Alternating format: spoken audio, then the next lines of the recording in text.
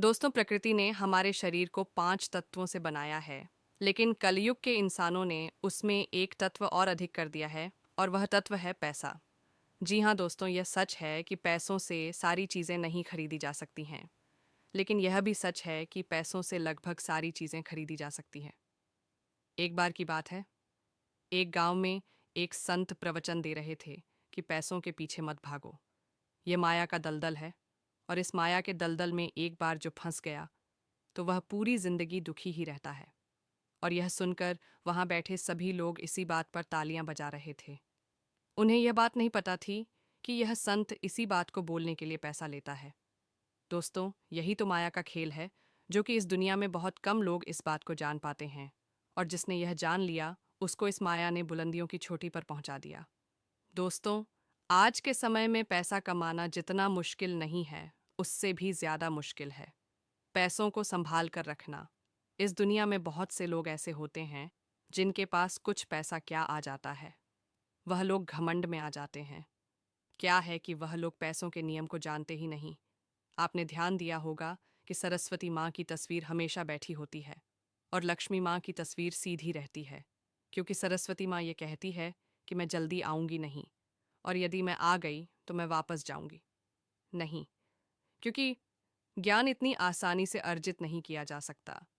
और यदि हमने एक बार किसी ज्ञान को अर्जित कर लिया, तो वह ज्ञान हमसे कोई छीन ही नहीं सकता। लेकिन दूसरी तरफ लक्ष्मी माँ का यह नियम होता है कि वह जल्दी आ भी जाती है, और उतनी ही जल्दी चली भी जाती है।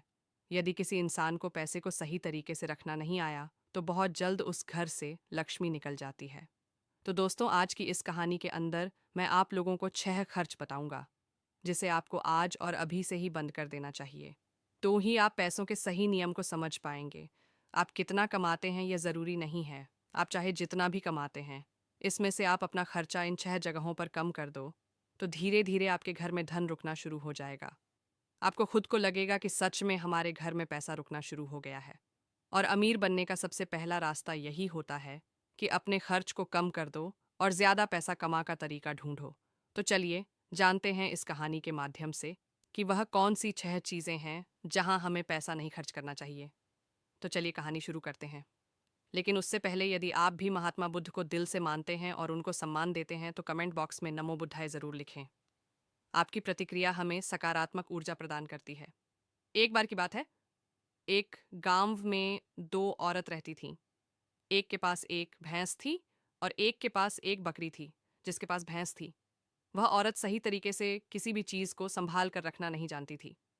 उसकी भैंस दूध तो बहुत देती थी, लेकिन उस औरत ने दूध की कीमत कभी जानी ही नहीं, और वह दूध घर की बिल्ली को पिला देती थी, और उस दूध को ऐसे ही खर्च कर देती थी। दूध को सही तरीके से उपयोग में कैसे लिया जाता है, वह औरत जानती ही नहीं थी। और जिसके पास बकरी थी, वह दूध की कीमत जानती थी, और वह दूध के एक एक बूंद को बचाकर रखती थी, और उसे दही जमाकर घी निकाल लेती है, और धीरे धीरे वह बहुत सारा घी इकट्ठा कर लेती है। अब जिसके पास भैंस थी, उसने दूध की अहमियत कभी जानी ही नहीं थी। उसने कभी भी दूध से घी निकालने के बारे में सोचा ही नहीं था। फिर एक दिन उसके घर में कुछ मेहमान आ जाते हैं, और मेहमानों को तो रूखी रोटी नहीं खिलाया जा सकता, ये तो हम सभी जानते हैं। तो इसीलिए वह औरत उस औरत के पास जाती है जिसके पास बकरी थी, और उस औरत के पास से एक पाँव घी ले आती है। वह औरत ये कहकर घी लाती है कि मैं जल्द ही अपनी भैंस का दूध निकाल कर घी निकालूं, तो मैं तुम्हें तुम्हारा घी वापस कर दूंगी। और बकरी रखने वाली औरत उसको उधार के तौर पर घी दे देती है, और फिर वह औरत अपने मेहमानों को खाना खिला देती है। उसके बाद बहुत दिन निकल जाते हैं, लेकिन वह भैंस रखने वाली औरत उसको घी वापस नहीं करती। एक दिन फिर बकरी रखने वाली औरत भैंस रखने वाली औरत के पास जाती है, और कहती है कि मैंने तुम्हें एक बार घी दी थी, तो मैं वह घी वापस लेने आई हूँ।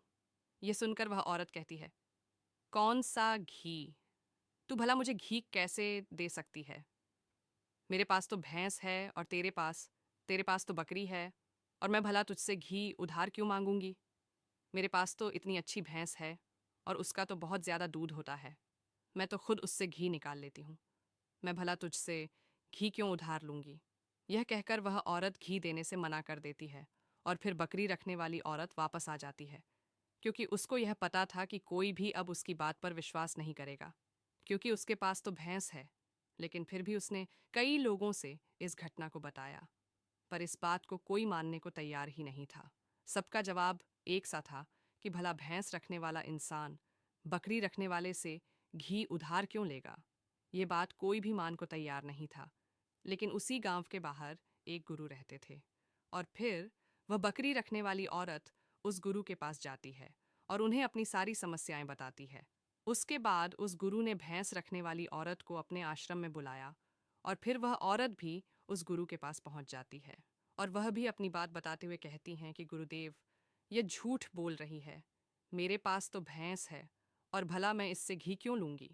अब उस गुरु को इसका फैसला करना था कि क्या सच में भैंस रखने वाली औरत बकरी रखने वाली औरत से घी उधार ली है या नहीं, क्योंकि बकरी का दूध तो बहुत कम होता है और भैंस का दूध तो बहुत ज़्यादा होता है। तो क्या ज़रूरत हो गई कि एक भैंस वाली को बकरी वाली से घी उधार लेना हुआ। अब गुरु बहुत देर सोचते हैं और उसके बाद